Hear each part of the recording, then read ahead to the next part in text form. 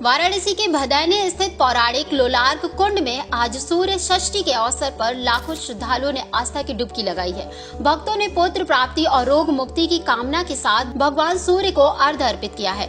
मान्यता है कि सूर्य के रथ के पहिए से बने इस कुंड में पति पत्नी एक साथ स्नान करे तो निसंतान दंपति को संतान सुख की प्राप्ति होती है और रोगों से मुक्ति मिलता है।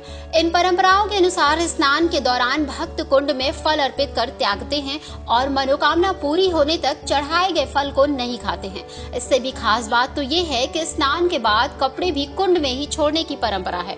इन अनोखी आस्था और श्रद्धा के इस पर्व पर भारी भीड़ उमड़ने के कारण प्रशासन ने सख्त सुरक्षा व्यवस्था की है, जहां पुलिस बल, एनडीआरएफ टीम और मेडिकल स्टाफ लगातार तैनात है ताकि श्रद्धालुओं को किसी भी प्रकार की असुविधा न महसूस हो सके। पुनीता मौर्य, जलालीपुरा से। आज इसको बोलते हैं लोलार्क कुंड पे। हम लोग का ये रहता है कि अगर जिसको पुत्र की कामना हो, जो बहुत देर से उनको पुत्र नहीं मिला है, यहाँ स्नान करने से हमें पुत्र की प्राप्ति होती है, ऐसे श्रद्धालुओं का कहना है। कितने देर बाद आप लोगों को इंतजार करने के बाद स्नान हुआ? 3 साल।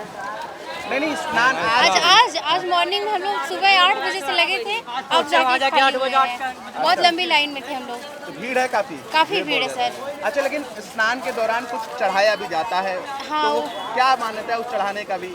चढ़ाने का मान्यता यही है सर कि हम लोग चढ़ाते हैं, फूल पौधा जो भी रहता है वो माता को समर्पित करते हैं और फिर नेक्स्ट टाइम आए माता तो मेरी गोद भर दे तो हम उसको आपके पास ले आके स्नान कराएं। इसीलिए उसको दर्शन के समय हम लोग छोड़ देते हुए पे, फिर इच्छा पूर्ति होने के बाद फिर दर्शन करने लेके आते हैं। रितेश शर्मा। कहाँ से हैं आप रितेश जी? हम देवरिया जिले से हैं। रितेश जी, आज के स्नान का क्या महत्व है?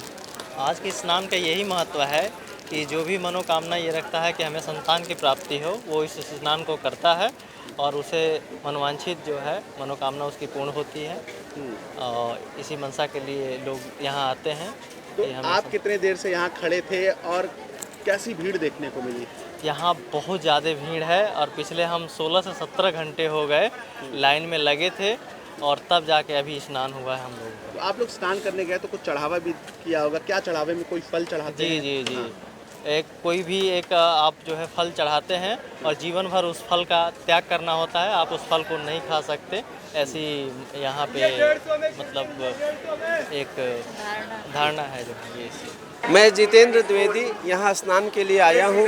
लोलार्क महादेव स्नान के लिए जो है इस कुंड में स्नान करने से सारे पाप क्षय हो जाते हैं। पाप के कारण जो है ये ऐसा होता है कि हमें संतान नहीं मिलता है और संतान न मिलने से हमारे पितृ ऋण जो है से उऋण नहीं हो पाते हैं।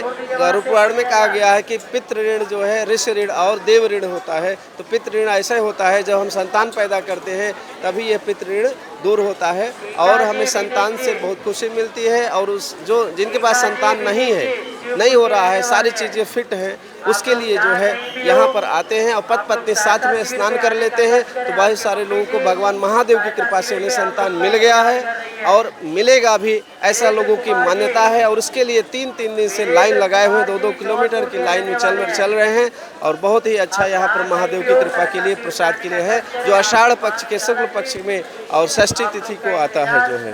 क्या चढ़ावा करते हैं? फिर स्नान में तो चढ़ावा भी करते हैं कुछ नहाते वक्त? हाँ, नहाते वक्त ऐसे जो है बेल का फल है, इमली का फल है और बहुत सारे फल हैं। भगवान महादेव को जो पसंद हो ऐसे फलों को वहाँ पर छोड़ देते हैं और कुछ प्रसाद वहाँ से लेकर के अपने वस्त्रों को त्याग देते हैं। फिर नए वस्त्र धारण करके वहाँ से निकलते हैं, अपने घर को चले जाते हैं। कहा यह भी जाता है कि जो फल आप वहाँ दान कर रहे हैं फिर आजीवन उसका त्याग करना होता है।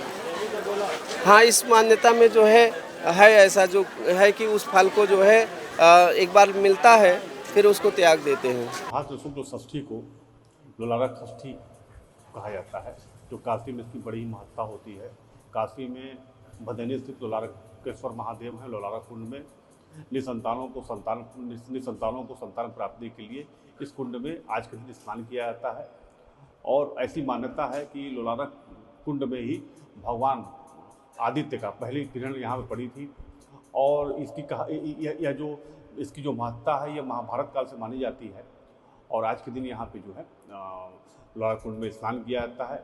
लोलार्क कुंड में स्नान के साथ ही मनौती का फल का बड़ा ही महत्ता होता है। मनौती का फल उसको कहते हैं, इस दिन लोलार्क कुंड में दंपति स्नान करते हैं और किसी एक फल को 1 वर्ष तक उसका त्याग करने त्याग किया जाता है, उसी को मनौती का फल कहा जाता है। तो निश्चित रूप में दंपति एक फल का त्याग करते हैं और अपने पहले हुए वस्त्र को वहाँ पर त्याग देते हैं। उसके बाद लोलारकेश्वर महादेव का दर्शन पूजन वंदन करते हैं, उसके बाद अपने अपने घर को वापस जाते हैं।